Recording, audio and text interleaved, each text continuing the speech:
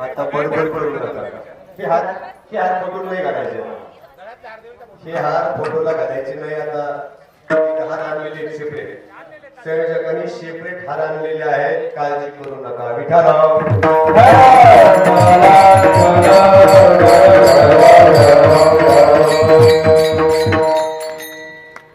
अतिशय आनंद वाटतो की आपल्या मोठ्या देवीच्या पायथ्याला आपण सर्वजण एकत्रित आलो.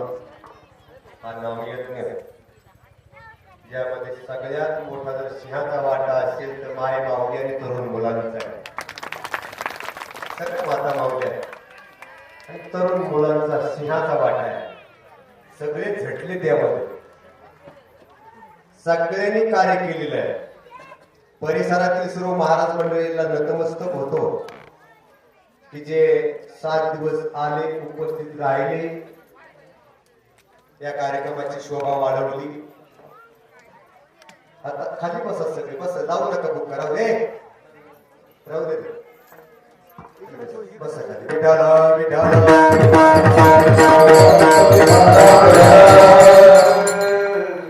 कार्यक्रमाचं पहिलंच वर्ष आहे. पहिल्याच वर्षी अगदी सगळ्याला शिस्त लागली. हे महत्वाचं आहे. आज इथं काही दोरी बांधलेली नाही तरी लोक माफत बसले आपोआपल्या जागेवर. हो आम्ही एक इथं आडवी दोरी बांधली, ती उभी दोरी बांधली. आडवी दोरी पुढे येऊ नका अशी सांगत होती. आडवी दोरी पुढे येऊ नका, ती मर्यादेची दोरी होती, तिथेच थांबा.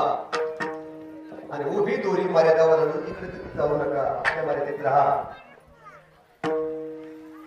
रामायणामध्ये लक्ष्मणाने एक रेष वडलेली आहे. तिचं नाव काय?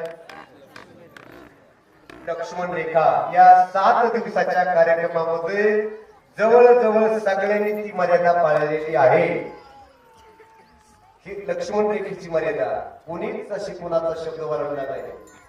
लहानाने मोठ्याला काम सांगू द्या, मोठ्याने लहानाला सांगू द्या, समोरच्या माणसाने काम सांगू द्या. कुणीही बादली उचलावी, कुणी घागायला उचलावं, कुणी पात्र उचलावं, कुणी काहीही करावं. मी मोठा आहे, लहान आहे, कुणी पाहिजे नाही. आनंद वाटला.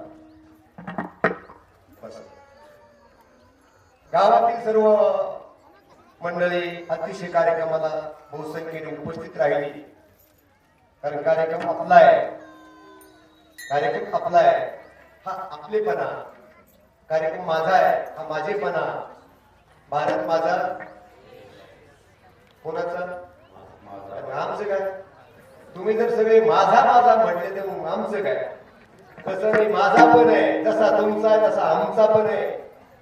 आणि माझेपणामध्ये आनंद असतो. सत्ता कोणाचा आहे? माझा आहे. आपला म्हणलं की मग तुम्ही हो कुठं, आम्ही आनंद मागू. त्या दिवशी सांगितलं मी, आपला आणि माझ्यामध्ये हा फरक आहे. तुम्ही पुढे व्हा, दिंडी निघा, तुम्ही हो कुठं आनंद, मी कपडे बदलून तो बरं. अजून वरून जाऊन यायची, इतका टाइम नाही लागत. सगळ्या आनंदात आपल्याला सामील व्हायचे आहे. पहिलाच सप्ताह आहे, पण सप्ताहामध्ये सगळ्यांनी प्रतिसाद अतिशय उत्तम दिला. सर्व टाळकरी मंडळी आहे, सर्वांना टाळी वाजवा. परिसरातील सर्व टाळकरी, गावातील आणि सगळ्या पंचकृषीतून आलेले सर्व टाळकरी. नामोल्लेख मी आज कुणाचाही करू शकत नाही, कारण काल्याचं कीर्तन 12:15 वाजले. किती वाजले? 12:15. 4ला थांबायचे आपल्याला. 4 वाजता आपल्याला सगळ्यात थांबायचे, प्रसाद घ्यायचा आहे. कितला थांबायचे? विशेष म्हणजे आपल्या कार्यक्रमामध्ये माझे मित्र हरिभक्त परायण ऋषिकेश महाराज, संत वामन भाऊ संस्थान पांढरवाडी फाटा, माझ्यावर त्यांचं विशेष प्रेम आहे. मी बोलवल्याबरोबर ते आले. वामन भाऊ ते 10वीत असताना त्यांच्या स्वप्नात आले होते. भाऊनी स्वप्नात येऊन सांगितलं, इथं हत्या करू नका. त्या जागेवर लोक हत्या करायचे. जिथं बाबांचं मंदिर आहे तिथं हत्या करायचे. स्वप्नात येऊन सांगितलं, हत्या बंद करा, मंदिर बांधा. सगळे आठेगाव गुठ्यातले सगळे लोक एकत्रित आले. पांढरवाडी फाटा माहिती आहे तुम्हाला? सगळे लोक एकत्रित आले. त्यांनी निर्णय घेतला, इतकी हत्या बंद करायची आहे. आणि वामन भाऊचं भव्य दिव्य दगडी मंदिर बांधायचं ठरवलं आणि त्या पांढरवाडी फाट्यावर मंदिर बांधलं. महाराज तिथं सेवाही करतात, कीर्तन करतात, प्रवचन करतात. काकडा हरिपाठ नित्यनेम अतिशय गोड आहे आणि 15 ते 16 लाख रुपयाचा वार्षिक सप्ताह त्यांचा होतो. ही सगळी भाऊंची पद्धत झाली. करून घेतलं आणि म्हणून आज हा देवीचा सुद्धा सप्ताह आपला नाहीये, देवीचा सप्ताह आपण करू लागतोय. तुम्ही आम्ही निमित्त आहे, निमित्ताचा धनी. वारकरी येतात, त्यांची सेवा आपल्या हातून होते, ही आनंदाची गोष्ट आहे. आणि म्हणून आज सगळे परमपूज्य आदरणीय वंदनीय की ज्यांच्या सहवासामध्ये मी राहिलोय, ज्यांच्या सहवासात मी लहानाचा मोठा झालोय, ती सगळी माणसं मला अशा समोर दिसतात. एकाचा नामोल्लेख करण्यापेक्षा माझ्यापेक्षा सर्व वडीलधाऱ्यामध्ये मी नतमस्तक होतो. या 7 दिवसामध्ये कधी काही चुकीची माफी मागत मी चुकतच नाही, चुकण्याचा प्रयत्नच करत नाही. मी आजपर्यंत 20 वर्षात कधीच कोणत्या व्यासपीठावर चुकलं तर माफ करा असं म्हणलंच नाही, म्हणणार नाही. पहिली गोष्ट सांगतो, चुकणार नाही. ठाम विश्वास, आत्मविश्वास आहे, चुकायचंच नाही. बरेचसे लोक चुकतात आणि मग म्हणतात चुकलं तर म्हणतात. काय करा, चुकायचंच नाही. जे बरोबर आहे त्याला बरोबर म्हणायचं आणि चुकीचं आहे त्याला चुकीचं म्हणायचं. विठ्ठला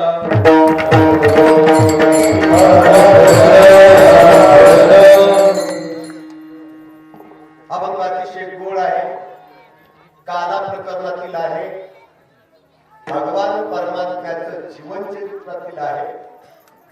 आणि आजच्या या काला प्रकरणामध्ये वेदांतचरी नारायण बाबांचा आवडता अभंग आहे. विठ्ठला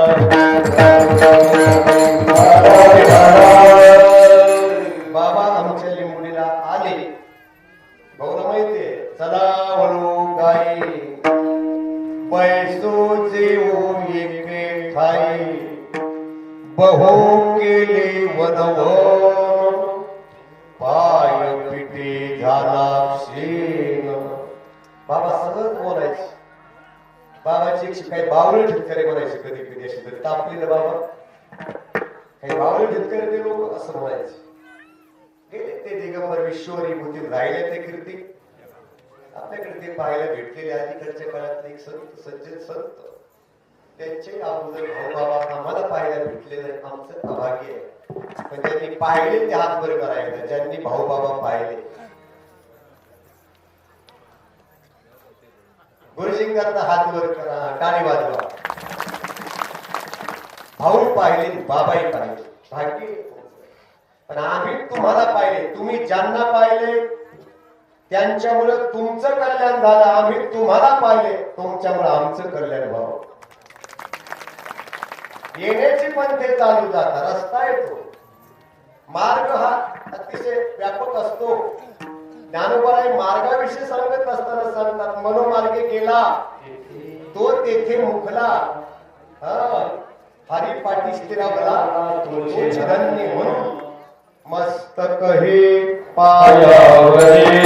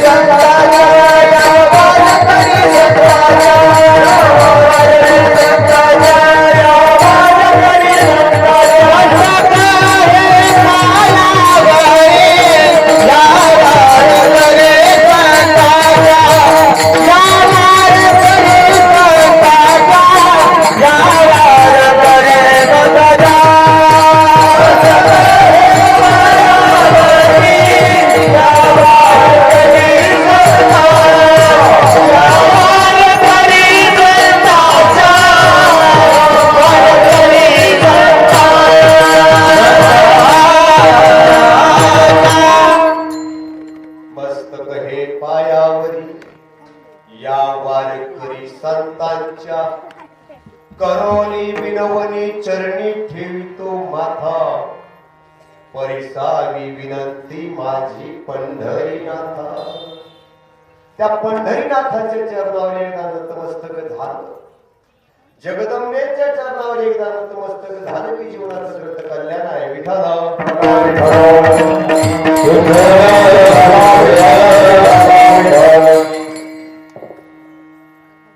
चला वळू गाई. अभंग खूप गोड आहे. चला वळू गाई. गाई आपण पाहिल्या नाहीत का? गाई आपण पाहिल्यात, पण अभंगातल्या गायी त्या नाहीयेत. ज्या तुम्ही आम्ही पाहिल्यात त्या गायी त्या नाहीयेत. तुकोबारायांचा जो भाव आहे, भाव काहीतरी चाललंय बरं तुम्हाला. मागची बरोबर करू नका. विठाला विठाला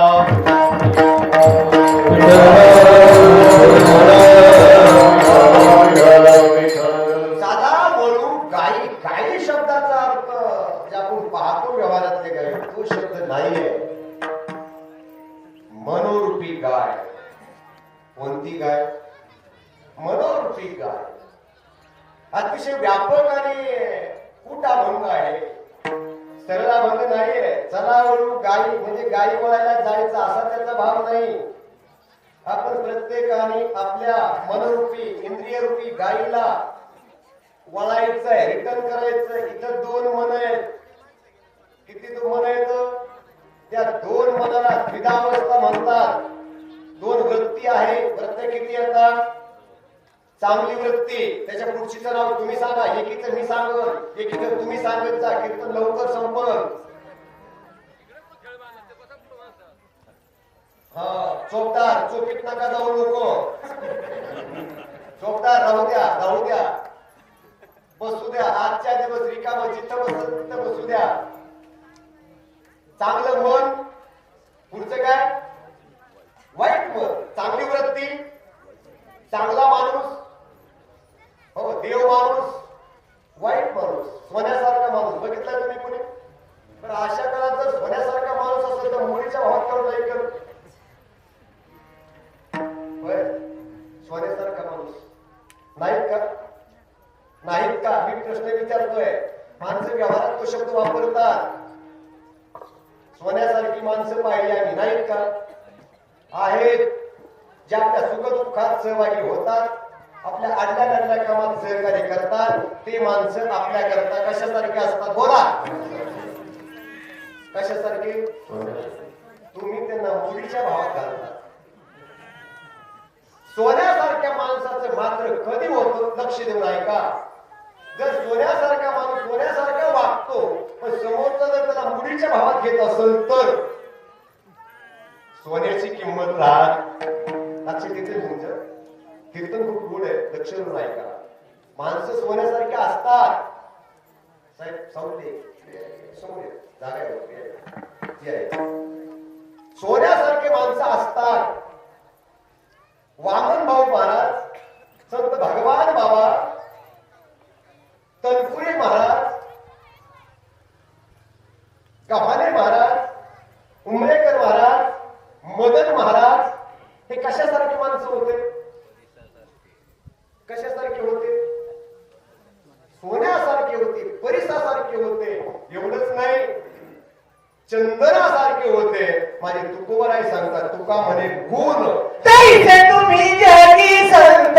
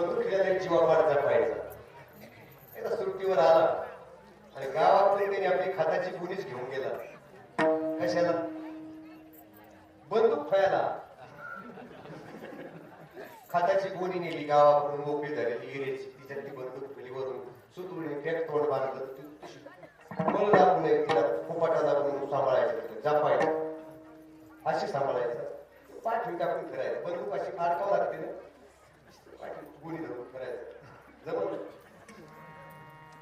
मग शत्रू आले की मग त्याने ती गोणी खाली ठेवाय थांबा मला तोंड सुटू द्या मला तोंड सुटू द्या आणि तोंड सोडल्यावर बंदूक बाहेर काढू द्या तोपर्यंत तुम्ही गोळी मारू नका असं जमल का सांगा नाही तत्परता आहे जिथली तिथं ही जर तत्परता सांभाळली ना तर प्रत्येकाचं जीवन सुखी होईल जगात खूप माणसं येतो पण शास्त्रामध्ये 3च सांगितले प्रकाराचे 3 तुका म्हणे केले जन स्त्री आणि पुरुष एकत्रित पकडा त्यांना वेगळं करू नका स्त्री पुरुष एकत्रित करा कारण स्त्री पण माणूस आहे आणि पुरुष पण लक्ष देऊ नाही का मी काय मोठा कीर्तनकार नाही गवारी शब्द लक्ष द्या स्त्री पण माणूस आहे पुरुष पण माणूस आहे स्त्रीला पण भावना आहे पुरुषाला पण भावना आहे स्त्रीला पण भूक लागते पुरुषाला पण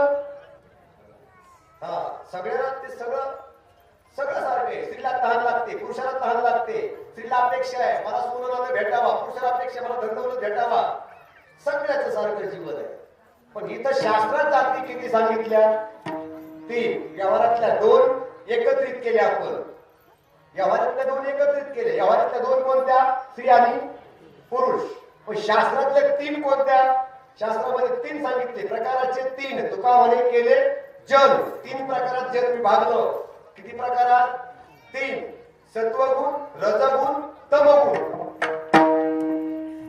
सत्वगुणाचा प्रभाव काय तुम्ही म्हणता सत्वगुणाचा एक प्रभाव आहे सात्विकता सत्वगुणाचा सात्विकता हा प्रभाव आहे सत्वगुणाचा वावर सात्विकतेने जाणवला जातो जर एखादा सात्विक मनुष्य असेल तर त्याचा गुण कोणता आहे बोला ना सत्वगुण एखादा मनुष्य रजगुणी आहे रजगुण कळतो का तुम्हाला रजगुण शब्दाचा अर्थ आहे स्वार्थ आता इथं बसलेल्यापैकी आपण समजून घ्यायचं आपण कोणत्यातले सत्वगुणातले लोक स्वार्थी नसतात परोपकारी असतात तहानलेला तहान पाणी देतात भुकेलेला जेवण देतात दुःखी माणसाला आधार देतात भेटायला जातात प्रेम करतात दया दाखवतात भलं तर खिशाला झळ बसली तर खिशातून पैसे काढतात आणि वेळ प्रसंगी मदत करतात त्याला म्हणतात सत्वगुणी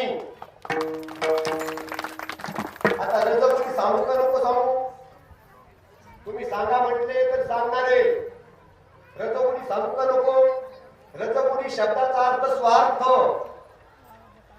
रजगुणी शब्दाचा अर्थ काय स्वार्थ चुकून एक झोपडं पेटलं होतं चुकून म्हणतोय जाणून बुजून नाही आणि तिथून एक बिडी वाढण्याला चाललं होतं लोक पाणी शिपित होते झोपडे विचित होते तो म्हणला थोडं थांबाना राहा एवढी गडबड कमी करता ते म्हणजे काय करायचंय तुम्हाला म्हणलं आपली बिडी तर पेटून घेऊ द्या तुझ्याकडे गाड्याची बिडी नाही का तुम्हाला कशाला वाया लावायची पेटलंय कसा पार भेव द्या पेटून बिडी याला म्हणतात रजगुणी स्वतःच्या स्वार्थाकरता दुसऱ्याचं पेटलं तरी चालेल पण आपली बिडी पेटली पाहिजे वडीत नका जाऊ आम्हाला होता नाही वडीत ना सात्विक येते सात्विक असं सत्ता त्यांना धैर्यवाडीत सुद्धा भाऊबाबाची पुण्यतिथी करायची 3 दिवसाची काय वाजव त्यांच्याकडे झालं रजगुणी स्वार्थी असतात त्या रजगुणाचा एक असा अभाव आहे अशी एक कमजोरता आहे त्या रजगुणी माणसाला आई कळत नाही बरं का रजगुणी माणसाला बाप कळत नाही बाप आणि रजगुणी माणसाला भावाचा एवढा तिटकारा येतो त्याला वाटतं भाव मरावा आणि सगळं मला मिळावं असं चटका करायला पाहिजे बरं का तुम्ही यादी करून ठेवा पुढच्या वर्षीचा कार्यक्रम त्यांचा काय करायचं करायचा का माता माऊलीनं रजगुणी माणसाचा सत्कार करायचा का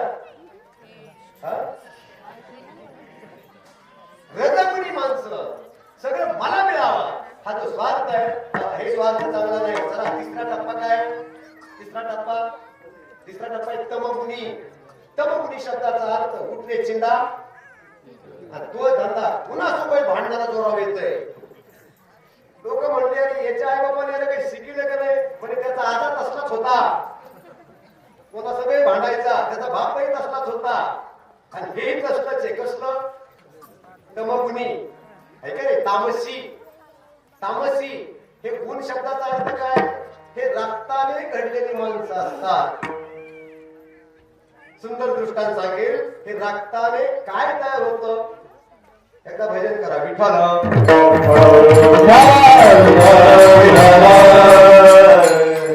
ज्ञानोबरायांच्या जवळचा एक व्यक्ती, जवळचा बरेच दिवस ज्ञानोबरायांचा सहवास केलेला व्यक्ती, त्याचं नाव आहे धर्मेकरी. तो देहूला आला आणि देहूत येऊन त्यांनी बाबांचे पाय पकडले तुकोबारायांचे. आणि बाबा माझा उद्धार करा. तुकोबारायांनी विचारलं तुम्ही आलात कुठून? आदराची भाषा आहे. संतांची भाषा आदराची असतेच. कुठून आलात तुम्ही? मी आळंदीवरून आलोय. काय काम काढलं? नाही, मला उद्धार करून घ्यायचंय तुमच्याकडून. आतापर्यंत कुठे होते तुम्ही? आम्ही ज्ञानोबरायांच्या जवळ राहिलो. किती वर्ष राहिले? 40 वर्ष राहिले. 40 वर्ष तुकोबारायांचे किती झाले? 40 वर्ष तुम्ही त्यांच्या बरोबर राहिला तरी तुमचा उद्धार झाला नाही. अडचण काय असेल? महाराज विचारात पडले. कोण? तुकोबाराही विचारात पडले. अडचण काय असेल? तुम्ही 40 वर्ष राहिले आनंदीला? हो. तरी तुमच्यावर ज्ञानोबरायांची कृपा नाही झाली? नाही झाली. आता कसं वाटतंय तुम्हाला? नाही, मला वाटतं तुमच्याकडून उद्धार करून घ्यावा. तू आता आलास माझ्याकडे. आपली आताची ओळख आहे. तुला मी कसा कळेल? तुकोबाराचे शब्द आहे. तू आता आलास माझ्याकडे, मी कसा कळेल तुला? 40 वर्षात ज्ञानोबारे कळले नाही, त्या माणसाला 10 मिनिटात तुकोबारा कळतील का?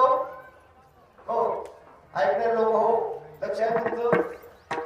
40 वर्षाच्या ज्ञानोबाला कळले नाही, त्याला 10 मिनिटात तुकोबारा कसे कळतील? सांगा ना, सांगा ना. कळतील? आयुष्यभरात आईबाप घरातली कळत नाही आणि एसटीच्या प्रवासात एखादा म्हणतो मला तुमच्या फिरा झालोय. किती वेळाची मैत्री आहे? 10 मिनिटात फिरा झालो म्हणजे तुमच्यावर. तुमच्यासारखा स्वभाव आहे गणेश कुणाचाच नाही. किती मिनिटात? 10 मिनिटात फिरा. उतरू वाटत नाही हो त्याला सोडून. कोणाला? बसमध्ये बसली पाथडी नगरला चालले. दोघांचे पूर्ण चालणं इतके एकमेकाला पटलंय. एकाचे विचार दोघे लाभाड होते. दोघे लाभाड एकमेकाला एवढे पडले गोड उतरताय. तो म्हणला मला तुमचा स्वभाव खूप आवडलाय. तो म्हणतो तुमचाही मला आवडलाय. किती मिनिटात? एक 10-5 मिनिटाचा कालावधी. एवढा विश्वास. जो म्हणला फोन नंबर द्या, मी तुमच्याकरता जीव द्यायला तयार आहे. किती मिनिट? त्याने विचारलं तुम्हाला आई बाबा आहेत का? ते कसे? हे तिला त्यांचं नाव घेऊ नकोस. म्हणजे ज्याने जन्म दिला त्यांचं नाव घेऊ नकोस. आणि तुमच्या मनासारखं बोलतो तो तुमचा आहे. का संगती घडते? लक्ष देऊन ऐका. आपली स्तुती केली नाही का रे? महाराज तुम्ही खूप चांगले. बरं वाटतं माणसं. अवगुण सांगत जा. स्तुती घातक आहे. ज्ञानोबरायांच्या दारातला माणूस सुधरत नाही म्हणून तुकोबाराय म्हणतात याचं शोधलं पाहिजे काय चारित्र्य. ज्ञानोबरायांना जवळ घेतलं, विचारलं जयाची आहे द्वारी, सोन्याचा पिंपळ आगे ऐसे देवा गोरे आगे ऐसे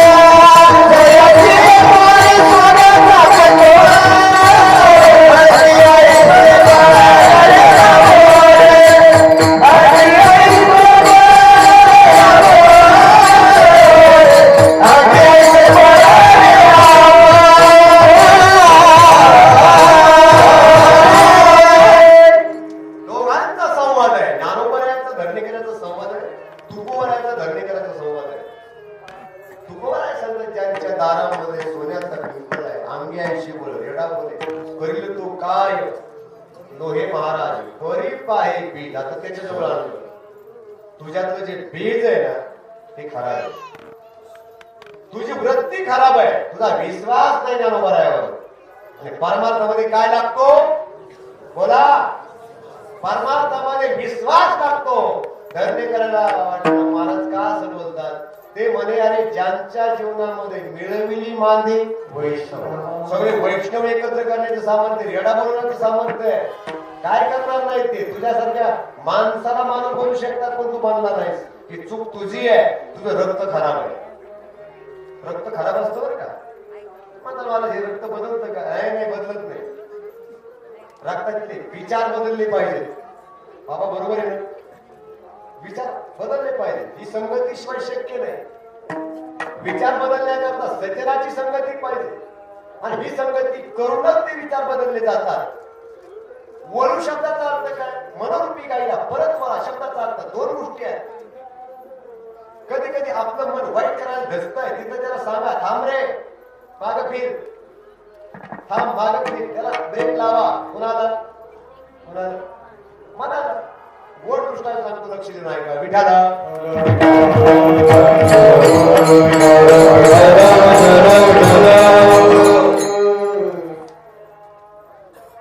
जुन्या काळातला दृष्टांत आहे. एक चोर होता. चोर धंदा चोरीचा होता त्याचा. चोरातही 2-3 प्रकार आहे. भुरट्या चोर, खिशे कापायला. काही मोठे चोर असतात. मोठ्या चोरांची ती कोणी बरोबरी करू शकत. त्यांची चोरी तर एवढी मोठी असते, कोट्यावधीचे घोटाळे. बरोबर आहे बाबा. आणि ते प्रेसमध्ये सांगतात आणि एवढं तेवढं होतच असतं थोडंफार. मोठे चोर, बारके चोर. या चोराला मात्र वळण चांगलं होतं. त्याला घरचे सांगितलं बाबा गरीबाला त्रास देऊन करायचं, मोठ्या घरच्या करत. एक दिवस त्याने राजवाड्यात चोरी करायला ठरवलं. राजवाड्यात राजाच्या दरबारात चोरी करायला गेला. टायमिंग होता रात्री 10:30 पावणे 11 वाजले होते. चोरी करायला गेला. राजाराणी जागे होते. तिजोरीचं कपाट उघडच आहे, विसरून राहिलं होतं. सोनं पैसे उघडे दिसतात. तिथं जाऊन उभा राहिलं. संधी आहे आता, फक्त घ्यायचंय निघायचंय. पण तेवढ्यात राजा राणीचे शब्द कानावर पडले. लक्ष देऊन ऐका. चांगल्याचं बोलणं जरी कानावर पडलं ना तरी माणसाच्या जीवनात परिवर्तन होतं. चांगल्याचे शब्द उभा राहून ऐकत जा आणि वाईटाचे शब्द टाळीत जा. चलत जा, निघून जात जा. काही ना मला सांगूच तर मी भांडणा पैसे जाऊन उभा राहिले माझ्या वाटते. बरं वाटतं ना? काय असतं त्यामध्ये? काय प्रसाद आहे का वाटायला? हे शिवाय देते, ते शिवाय देते. काय आनंद होतो. पती पत्नीचं बोलणं कानावर पडलं. चोर आहे चोर. 20-22 वर्षाचा तरुणा बाळ चोर आहे. शब्द त्याच्या कामाचे लग्नाला आलेला आहे. ती राणी म्हणते आपली पोरगी कुणाला द्यायची. राजा म्हणतोय एखाद्या राजकुमाराला. ती म्हणते नाही, तुम्ही सत्यात बघायला महाराज लोकांना किती मान असतो. आपण एखाद्या महाराजालाच पोरगी देऊन टाकतो. चोराला स्वप्न पडायला की महाराज कुणाला चोर आहे. त्याला वाटतं काय बाबा महाराज बाबा. त्या चोराने की मनात आलं. काय आलं मनात? आता या तिजोरीतल्या पैशाला हात लावायचं नाही, सोनं न्यायचं नाही, चला बाहेर पडला. गंगेच्या तीरावर गेला. स्नान वगैरे केलं. स्नान केलं गंगेवर जाऊन. भगवे कपडे अंगामध्ये घातले आणि ध्यानाला बसला. कोण आहे? काय कपडे महाराजांचे. चोर कसं काय म्हणता तुम्ही दोघं? मांडी घालून गंगेच्या तीरावर बसलेला आहे. ध्यान लावलं. कपाळाला भस्म आहे. गावातले लोक दर्शनाला येऊ लागले. गर्दी वाढू लागली. एवढे लोक आले की लोकांच्या तोंडोतोंड वाऱ्या हाती माप. कशा हाती? वाऱ्या हाती. ती कीर्ती, ते महत्व राजाच्या कानावर गेलं. महाराज आपल्या नगरीमध्ये एक साधू आहेत. गंगेवर बसलेले स्नान करून खूप तेजस्वी महात्मा आहे. राजाला म्हटलं रात्री आपण म्हणतो महाराज बघायचं. भर देवाने पाठवून दिले. किती वयाचे? 20-22 वर्ष. राजा राणीला बरं वाटलं, चला मध्ये आपण त्याला पोरगी देऊन टाकू. निघाले. काय द्यायला निघाले? काय द्यायला? राजा आला, नमस्कार केला की महाराज ताटकन उठले. हे कोण आहेत? त्या नगरीचे राजा. हट, मी बाजूला बोलत नाही म्हणे सगळं. याला म्हणायचं त्याग. राजा बाजूला हटला की महाराज पुढं. राजे त्यांच्या मागे निघाले. हो महाराज, मला दोन शब्द तर बोलले. हट, बोलू नको म्हणे, राजकारणी लोकांसाठी मला बोलायचंच नाही. राजकारणी लोक बरोबर मला बोलायचं नाही. महाराज पुढं, राजा माग. ते नगरीतले लोक महाराजांचं ऐकव. महाराज ऐका ना, त्यांचं काय म्हणते तुला ऐकून तरी घ्या. पोरगी द्यायची वाटते तुम्हाला, ऐका ना महाराज. महाराजांच्या मनामध्ये आता खलबत चालू आहे. जाऊ का थांब, जाऊ का थांब, जाऊ का थांब. हा म्हणा जरा काय काय सांगा तुम्ही, जायचं का थांबायचं? राजा पोरगी देतोय, लक्षपूर्वक ऐका. राजा आहे, नगरीचा सम्राट आहे, पाया पडतोय आपल्या तो, पोरगी द्यायला तयार झालाय. पण मनामध्ये खलबत असं झालं, जाऊन हातची संधी जाते आणि थांबावं आपण तरी पुढं. मी तर रात्रीचा महाराज आहे, रात्रीचा चोर. सकाळ असं होत नाही. थांबू तरी पंचायत आणि जाऊ तरी पंचायत. काय करावं? मनात आणलं बरं का. कोणी चोराने मनात आणलं.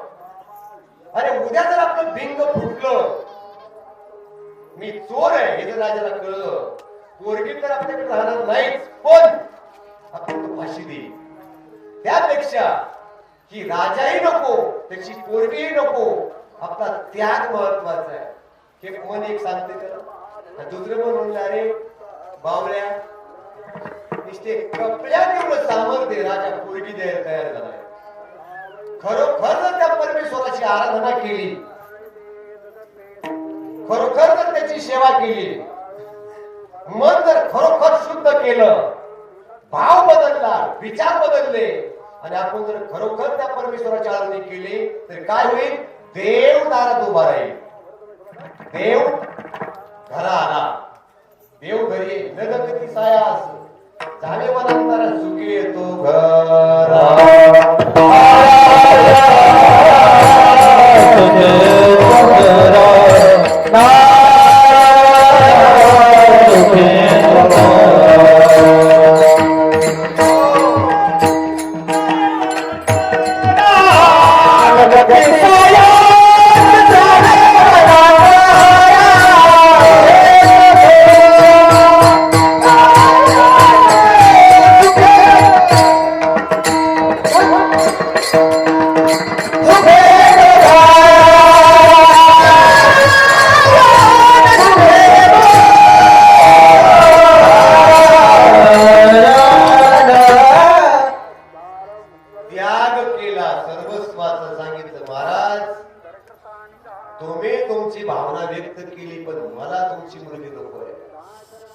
मला भवितव्य दिसतंय, भूत, भविष्य आणि वर्तमान.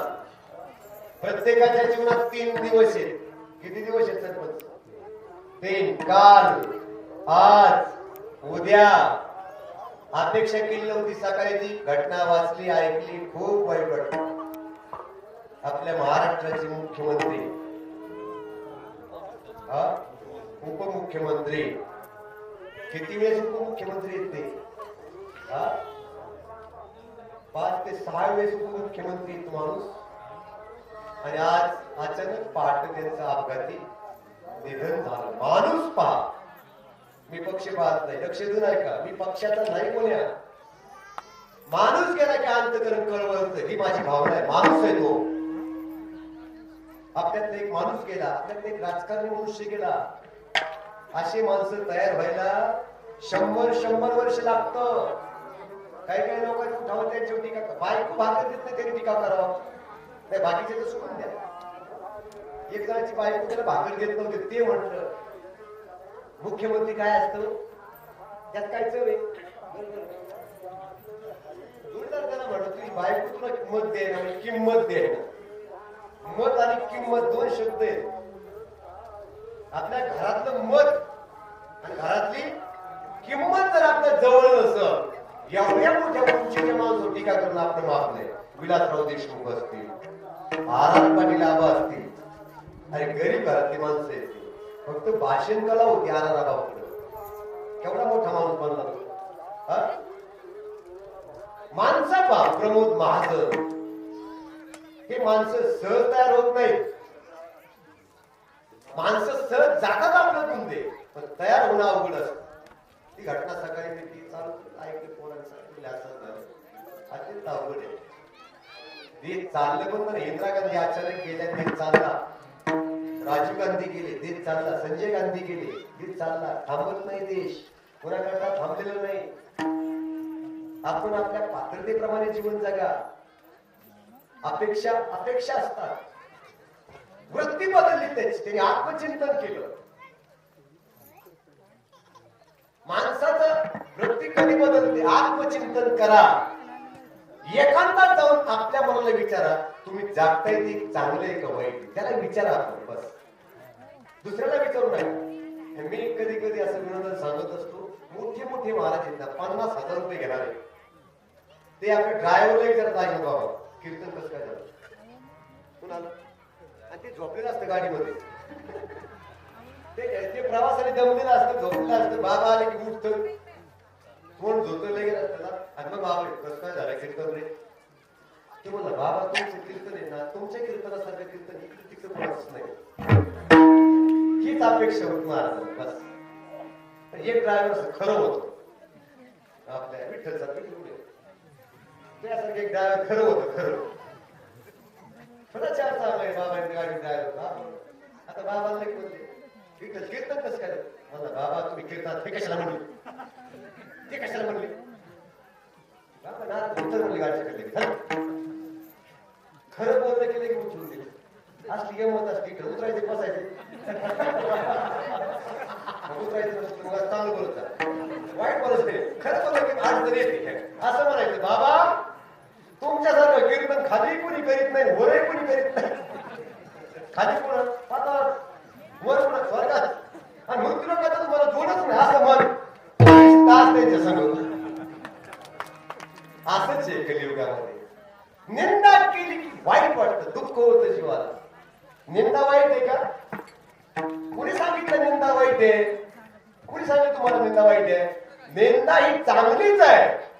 निंदा त्याची होते जो मोठा होतो, हे लोकांना देखवत नाही ना, त्यांची निंदा होते. निंदा कोणाची होते? निंदा चांगली असते. स्तुती कोणाची होते? याला खाली घ्यायचं, पाया खाली त्याची स्तुती होते. निंदा ही माणसाला मोठं बनवते, आणि स्तुती ही माणसाला पायाखाली तुलवते. आपण ठरवा, सत्कार कोणाचा होतो लग्न कार्यामध्ये? जवळचा का लांबचा? गिरी बाबा सांगा ना, कोणाचा होतो? परखे माणसं आपण नाराज होत, मग त्याला फेटा बांधायचा आहे. घरच्याला कोणी फेटे बांधत आतापर्यंत? बोला ना साधे बाबा, फेटे घरच्याला का बाहेरच्याला? हा, 75 रुपयाचा फेटा आपण बाजारातून आणतो. बाहेरच्या माणसाचं डोकं त्या फेट्यात बांधतो. त्या 75 रुपयात 3 माणसं एकत्रित जेवतील. सामुदायिक जेवणामध्ये 75 रुपयात 3 माणसं जेवतात, माहिती तुम्हाला? जर 75 रुपयाने बरेच पैसे एकत्रित केले तर सामुदायिक मध्ये एका 75 मध्ये 3 माणसं जेवतात, बरोबर आहे? आणि त्याला फेटा बांधला, त्याला जेवता बी येत नाही. फेटा बांधले असं छाती काढून ते फुगलेलं असतं, तसंच होतं. त्याला खालीही बसता येत नाही. तसंच जावं लागत फेटा बांधले. नाका बांधायचा वेळेस पुढे कोणालाच फेटा बांधायचा नाही. जमल का? लग्ना कार्यात कोणालाच फेटा बांधायचा नाही. जमल का? द्यायचं नाही कोणाला फेटा, बांधायचंच नाही.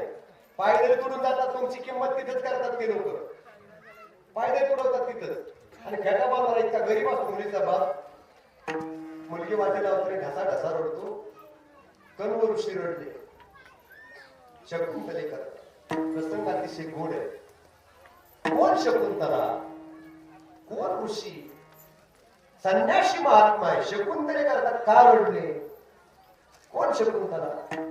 विश्वामित्र आणि मोहिनी यांच्या पोटी एक मुलगी जन्माला आली.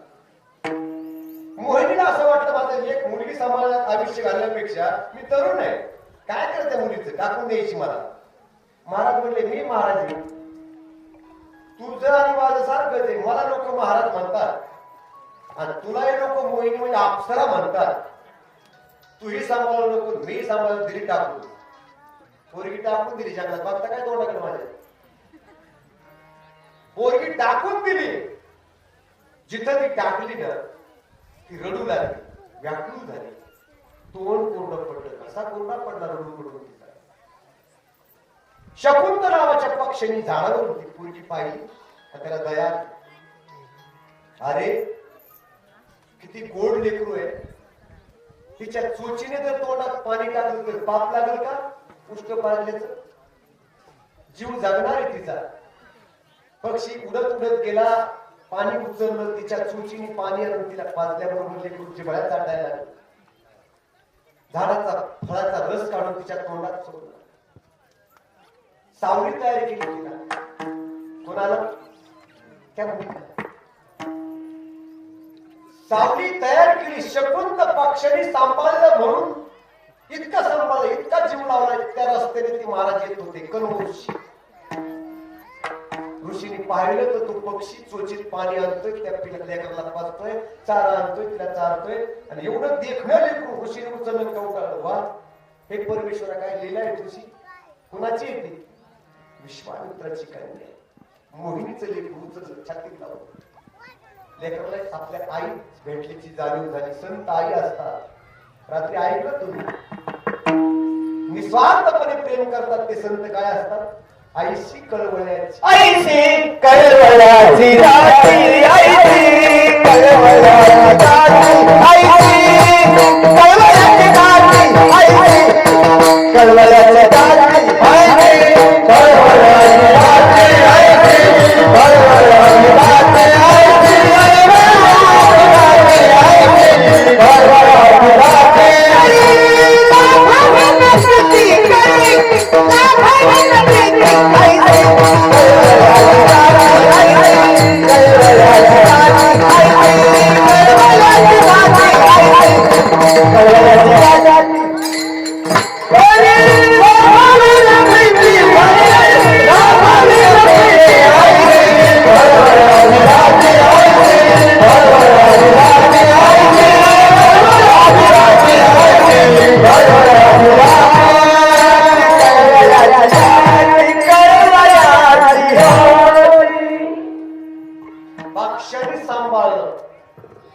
शकुंत नावाच्या पक्षाने सांभाळलं म्हणून कनवृषीने तिला शकुंतला नाव ठेवलं. काय नाव ठेवलं?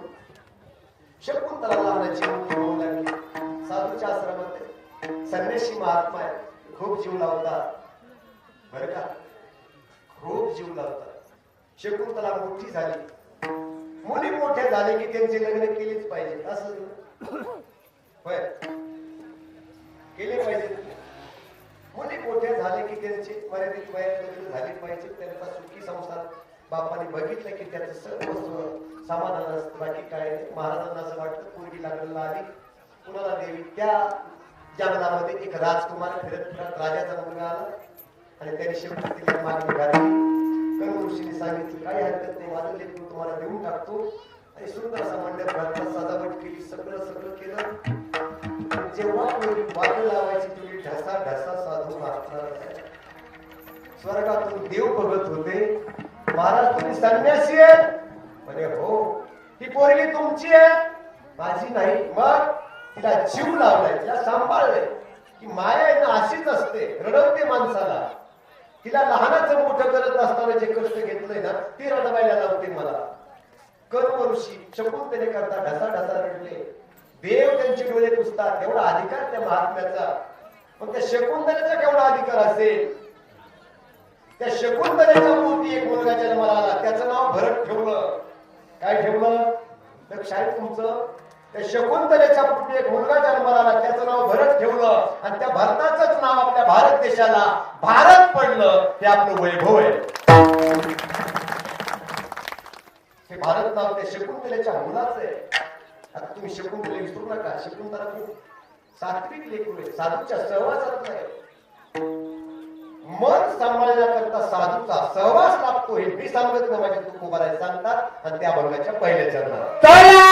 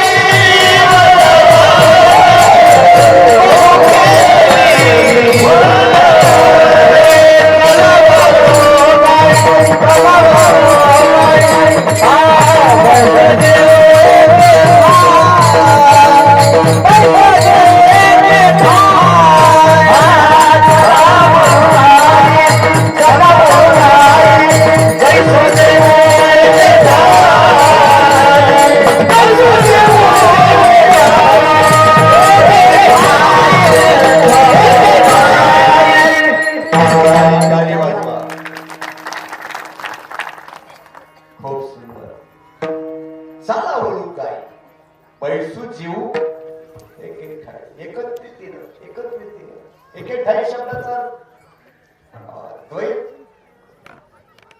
द्वैत शब्दात दुःख आहे का एकत्रितीनं समाधान एकत्रित येण्यात जे समाधान आहे ते द्वैतात नाही द्वैत शब्द द्वैतच आहे हा दया अंतरात वसे आणि तुझा भाव तेथे नसे तुझा भाव कळतो तुम्हाला काय काय माणसाला तुझा भाव करायची सवय असते तुझा भाव तेथे नसे दया अंतरात वसे ज्यांच्या अंतकरणात दया आहे तिथं द्वैत नाही आणि दया नाही तिथं द्वैत आहे द्वैत अवघड असतं द्वैत माणसाला सुखरू देत नाही द्वैत नसावं अंतकरण शुद्धी करता द्वैत नसावं आणि हे द्वैत जाण्याकरता संत कृपा करतात बर का संदेहाच्या सुटल्या गाठी झाली मोठी द्वैत केलं पाहिजे दोन भाव शब्द लक्षात ठेवा नाशिकच्या जवळ चिलवडी नावाचं एक गाव आहे चिलवडी कर्नाटक त्या चिलवडीमध्ये 4 भाऊ राहतात आणि त्या पुण्यस्मरणाच्या कार्यक्रमाला माझे कीर्तन होत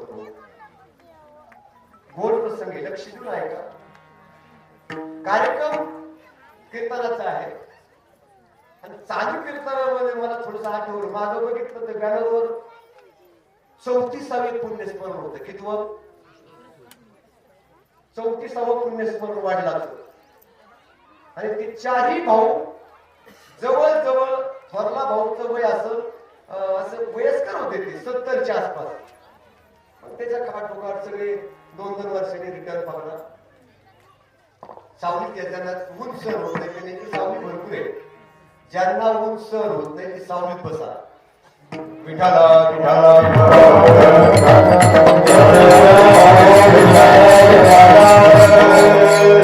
लक्ष देऊन ऐका 4 भाऊ समोर बसले होते मी विचारलो तुमच्या वडिलाला जाऊन 34 वर्ष झालं हो आई कधी गेली तुमची त्यात सगळ्यात जे लहान होते ना ते गुरुजी होते गुरुजी लगेच रडायला लागले मी विचारलं गुरुजी रडायला काय झालं म्हणजे आईला 55 वर्ष झालं किती वर्ष झालं वडिलाला 34 वर्ष झालं आईला 55 वर्ष झालं गुरुजी रडायला लागले म्हणलं गुरुजी रडू नका मला काही विचारायचंय तुम्हाला डोळे पुसा निर्भय व्हा धीट व्हा दुःखातून बाहेर या ऐकू द्या लोकांना जगणं काय असतं तुमच्या आईला जर 55 वर्ष जाऊन झाले तुमच्या आई तुम्हाला कळते का ते सांगत होते मी वाड्यावर करून फिरत होतो आई गेली मला कळत नाही मग तुमची आई गेल्यावर तुम्हाला कोणी सांभाळलं गुरु सांगत होते आमची आई गेल्या मला चुलतीने सांभाळलं कुणी सांभाळलं गुरुजी म्हणले आई गेल्यावर चुलतीने सांभाळलं मी विचारलं कसं सांभाळलं गावातले लोक होते नातेवाईक होते परिसरातले लोक होते आणि गुरुजी मला सांगत होते चालू कीर्तनात असं सांभाळलं आमची चुलती तांब्याभर दूध त्या काळात विकत आणायची आमच्याकडे जनावर सांभाळायची परिस्थिती नव्हती विकत आणायची कामाला जायची रोज मजुरीला जायची आणि ते तांब्याभर दूध आमच्या चौघाच्या ताटात वतायची तिच्या मुलाला देत नसायची आणि त्यांना समजून सांगायची दोघाला तुम्ही नाही खाल्लं तरी बोभाटाकडे जाणार नाही पण यांना जर नाही दिलं तर लोक मला काही म्हणतील लोक मला वाईट म्हणतील मला वाईट म्हणून घ्यायचं नाही अशी चुलती बनावा आई तर आईच असते पण कधी कधी आईची जागा चुलती घेते अशी चुलती असावा का नसावा कुणाला वाटेल एवढी चांगली चुलती बनावं तिला एक सोपं गणित सांगतो जर दुसऱ्याचे लेकर आपल्या घरात यायला दिसले खाऊ लपून घेऊन जा आपलं लेकरू आलं की काढून त्याच्या हातात रेवड्या देत जा रेवड्या कवडी मूळ रेवड्या असतात त्या काय करते खाऊ संपून जातो पण आठवण कधी संपत नाही 55 वर्षांनी गुरुजींनी त्यांची आठवण सांगितली खाऊ संपून जातो पण त्या खाऊची काय संपत नाही आठवण संपत नाही, दुःख संपून जातं, वेळ निघून जाते, पण मदत करणारी माणसं डोक्यातले कधी संपत नाही, ते कायम स्मरणात राहतात. आणि अशी माणसं फक्त माणसाच्या स्मरणात राहत नाही, तयाचा हरी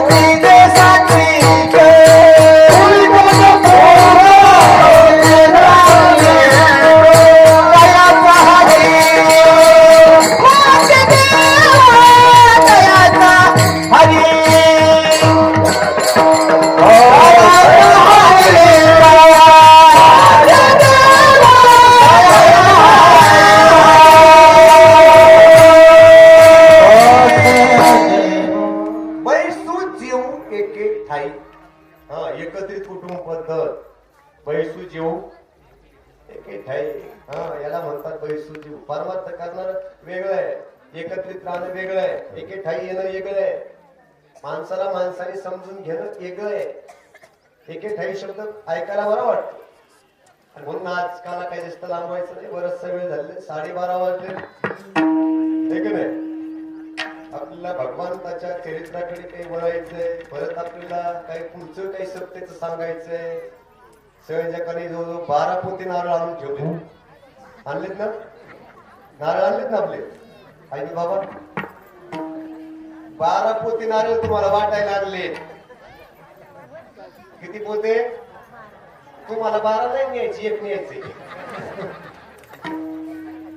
गडी माणसाने जरी म्हणले ना तुम्हाला 10,000 देतो तरी एकही नारळ द्यायचं नाही, एकही द्यायचं नाही.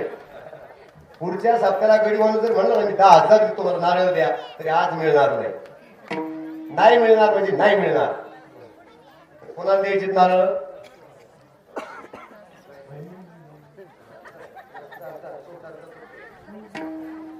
स्वतःला करता टाळी वाजवा. धर्माचे कार्य करता ठेवून पाऊस मला कुठून नेला. धर्माची पालन करणे पाखंड नका म्हणे सत्य कर्मा व्हावे. सप्त्याला सगळ्यांनी मदत करायची आहे, कारण हा सप्ताह एकाचा नाही. आम्ही हिशोब केलाय, वर्गांच सगळे आम्ही टॅली केली, आम्ही हिशोब देणार आहेत. 1-1 रुपयाचा हिशोब देणार आहेत. आणि किती म्हणा पुढचं?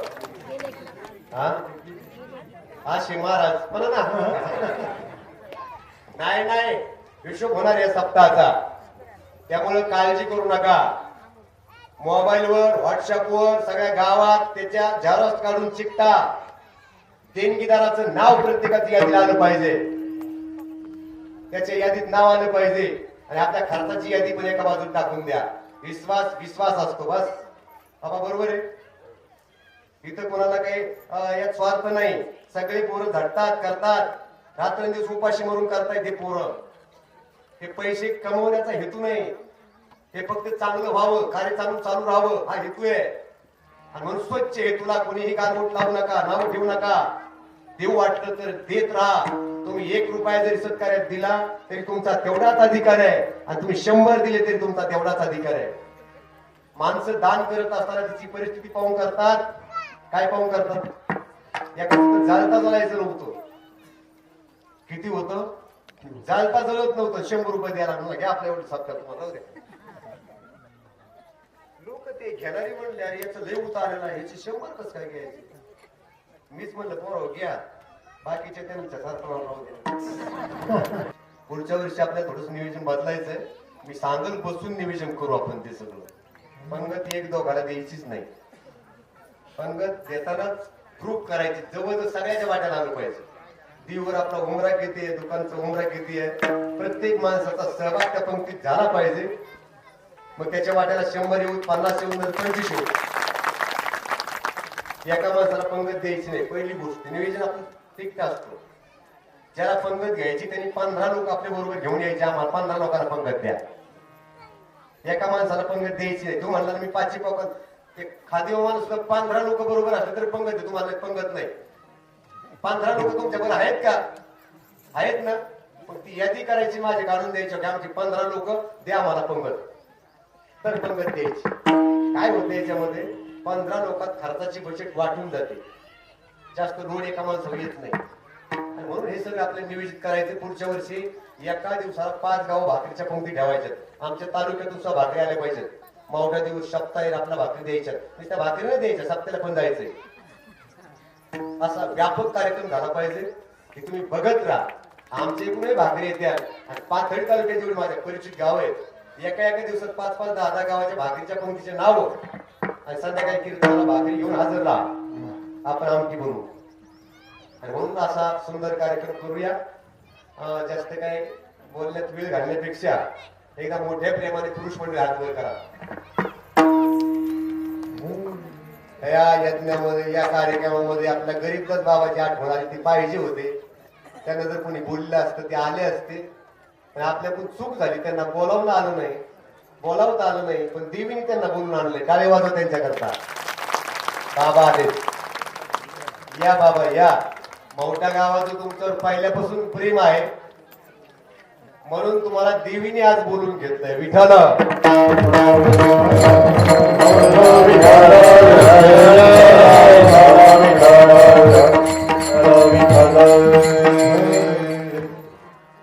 शांत स्वभाव आहे.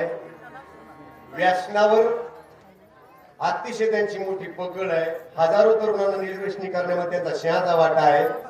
या तंबाखूची पुडी जर त्यांच्या समोर कुणी काढली ना, ते पुडी तर फेकून देते, तर असा फाटका आणते जोरात. या टाळी वाजवा एकदा.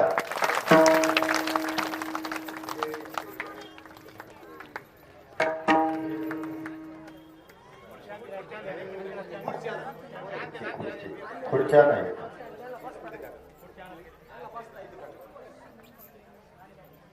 हा बसा बाबा.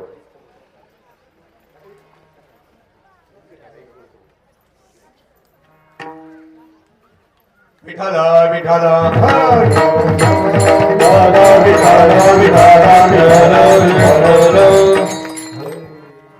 सगळ्यांनी हात वर करा. थोबा रुक्माईचं गोड भजन होईल.